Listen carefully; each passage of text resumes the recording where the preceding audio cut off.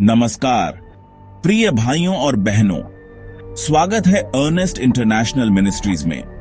क्या आपने कभी सोचा है कि नींद में हमें परमेश्वर से कैसे संदेश मिल सकते हैं? क्या स्वप्न केवल हमारी कल्पना है या यह आत्मिक आयाम में खुलने का एक द्वार है? आज हम बाइबल के आधार पर यह समझेंगे कि स्लीपिंग ओपन डायमेंशन क्या है और परमेश्वर स्वप्नों के माध्यम से हमें कैसे मार्गदर्शन करते हैं। बाइबल में कई स्थानों पर परमेश्वर ने लोगों से स्वप्न के माध्यम से बात की है। आइए कुछ उदाहरणों को देखें।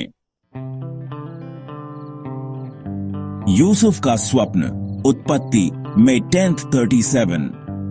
यूसुफ को स्वप्न में अपना भविष्य दिखाया गया था, जिससे वह अपने भाइयों के विरोध का सामना करने के बावजूद परमेश्वर की योजना को पूरा कर सका। राजा नबूकदनेस्सर का स्वप्न, जैसा कि दानियेल के अध्याय 2 के पहले 3 पदों में वर्णित है, राजाओं और राष्ट्रों के भविष्य को प्रकट करता है। यूसुफ, जो मरियम का पति था, के स्वप्न का वर्णन मत्ती के पहले अध्याय के 20 और 21 पदों में किया गया है। एक स्वर्गदूत ने उसे स्वप्न में प्रकट होकर मरियम से विवाह करने के लिए कहा, क्योंकि वह पवित्र आत्मा से गर्भवती हुई थी। नींद के दौरान हमारी आत्मा एक विशेष अवस्था में चली जाती है, जहां हम आत्मिक चीजों को महसूस कर सकते हैं। बाइबल कहती है, अय्यूब 33:14 से 16, परमेश्वर एक बार बोलता है, बल्कि 2 बार भी, परंतु मनुष्य उस पर ध्यान नहीं देता। स्वप्न में, रात्रि के दर्शन में, जब मनुष्य गहरी नींद में रहते हैं, तब वह उनके कान खोलकर उन्हें चेतावनी देता है। इसका अर्थ है कि परमेश्वर अक्सर हमारी नींद में आत्मिक रहस्य प्रकट करते हैं, लेकिन हम उन्हें पहचान नहीं पाते। बाइबल हमें सिखाती है कि हर स्वप्न परमेश्वर से नहीं आता। हमें पहचानना होगा कि कौन सा स्वप्न ईश्वरीय है और कौन शत्रु की ओर से है।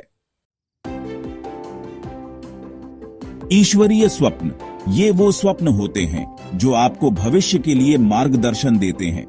ये स्वप्न आत्मिक चेतावनी देते हैं और परमेश्वर के वचन के अनुरूप होते हैं। शत्रु के स्वप्न, ये स्वप्न भय और अराजकता लाते हैं।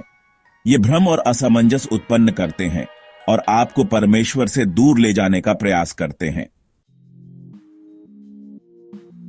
अगर आपको कोई भयावह स्वप्न आता है, तो यीशु मसीह के नाम में प्रार्थना करें और परमेश्वर की सुरक्षा मांगे।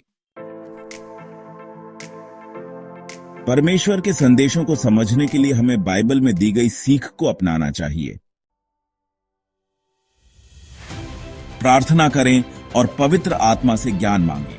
याकूब अध्याय 1:5। बाइबल के अनुसार जांच करें। पहला यूहन्ना अध्याय 4:1। विश्वासयोग्य आत्मिक सलाहकार से चर्चा करें। नीति वचन 11:14। अगर परमेश्वर कोई कार्य करने के लिए कह रहे हैं, तो आज्ञा माने। 1 शमूएल 3:10। प्रिय भाइयों और बहनों, परमेश्वर हमारे स्वप्नों के माध्यम से हमसे बात करना चाहते हैं। हमें उनकी आवाज को सुनने के लिए आत्मिक रूप से जागरूक रहना होगा। अगर आप चाहते हैं कि परमेश्वर आपके स्वप्नों के माध्यम से आपसे बोले, तो आज ही उनके पास जाएं, प्रार्थना करें और उनकी उपस्थिति में समय बिताएं। अगर यह संदेश आपके लिए आशीषमय रहा, तो वीडियो को लाइक करें, चैनल को सब्सक्राइब करें और अपने मित्रों के साथ साझा करें। परमेश्वर आपको आशीष दें।